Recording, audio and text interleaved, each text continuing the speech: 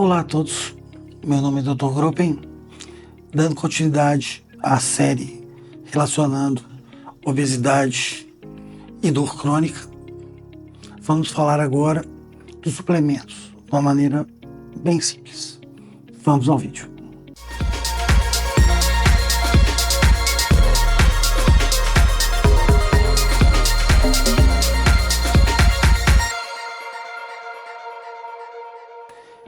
No vídeo passado a gente falou sobre os macroelementos, os macronutrientes, que são proteínas, carboidratos e gorduras. Além deles, existem os micronutrientes, alguns dos quais, se deficientes, podem ser dosados no sangue e alguns deles fazem parte de uma avaliação inicial de quase todos os quadros de dor crônica.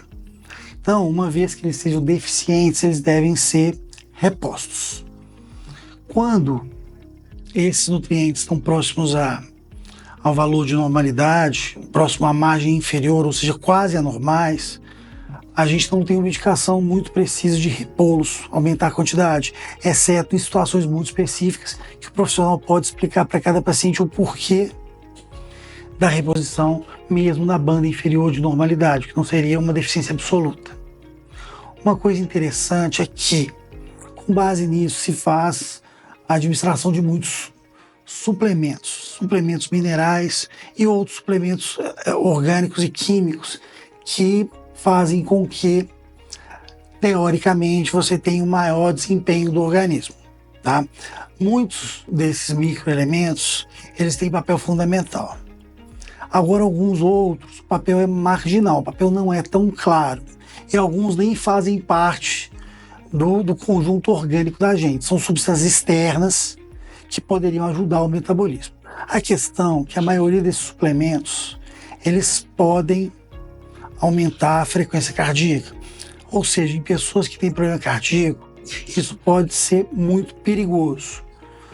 Não são só as pessoas mais velhas que têm, essa aqui não pode usar porque ela pode ter problema cardíaco, não. Às vezes tem pessoas jovens que têm um problema cardíaco que ainda não foi identificado e tomando isso, ela pode realmente exacerbar um quadro ou pelo menos desencadear um quadro de problema cardíaco. Então assim, é importante de qualquer suplemento, mesmo que seja vendido sem receita, converse com o seu médico e veja se esse suplemento é seguro e se é indicado para você. Poucos suplementos a gente tem prova que ajudam assim no tratamento da dor crônica. Alguns são bem conhecidos de vocês, né? Mas sem falar do juízo de valor deles, que temas muito controversos. Eu vou fazer um vídeo só especificamente sobre isso. Um deles é a creatina. Os outros são os suplementos de pré-treino. Eu acredito que, se usados, tem que ser indicados por um profissional, tanto em quantidade quanto em qualidade. Qual tipo será usado? Eu acho que não é uma estratégia muito boa a gente olhar no site, olhar que o site tem muita questão comercial, né? Quando eles dão informações, é natural que isso queira ser vendido de alguma maneira. Então existe um viés aí. Então é importante, gente, se o médico falar, olha, usa isso, nessa quantidade. Porque se tiver alguma alteração, você vai falar com ele, olha, eu tomei, eu acho que aconteceu isso. Então não tomem nenhuma medicação, nenhum suplemento, sem que seu médico tenha conhecimento. Alguns podem ser inócuos para a maioria das pessoas, mas para uma pessoa selecionada que não tem problema de saúde, isso pode ser complicado. Não estou defendendo nem alijando esses suplementos, só acho que eles têm que ser feitos com seu médico, com a experiência dele sobre isso. E a pessoa que te conhece vai prescrever um plano de tratamento adequado, tanto nos nutrientes, quanto desses micronutrientes e, se necessário, algum suplemento, tanto quanto definir o plano físico de tratamento e tratamento de exercício. O escalonamento, quando você começa, quantas vezes por semana, qual a intensidade, e a partir daí um plano de cada vez mais um incremento ascendente, até a gente ter um grau de exercício que tenha muito efeito na dor, né? Além de medicações que muitas vezes são necessárias, né?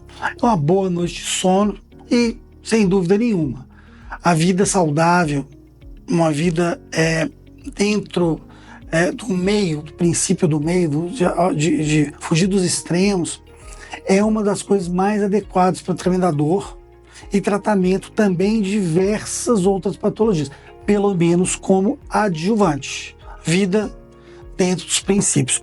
Uma coisa muito interessante, né? A gente vem no interior, antigamente, o costume sempre a pessoa comia o doce depois do almoço. Vem isso, que os antigos passavam isso pra gente, só se comia o doce depois da refeição. Por que será isso? Sabedoria. Por quê? Lembra, não foi nesse vídeo, mas no vídeo anterior, eu falei sobre, se você come um carboidrato mais simples e ele mistura com o resto dos alimentos, ele não dá um pico de insulina tão rápido, que a absorção de glicose, a absorção desses nutrientes de glicose, ela acaba demorando, né? Então, assim, quando você come com alguma coisa, demora.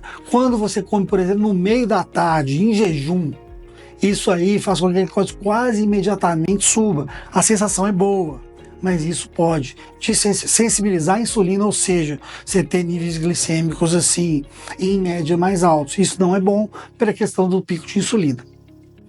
Gente, é isso. Se alguém quiser que eu detalhe alguma coisa dessa série de vídeos, um vídeo específico sobre cada uma dessas coisas, só deixar aqui no comentário que a gente vai se organizar para fazer, viu? Obrigado a todos.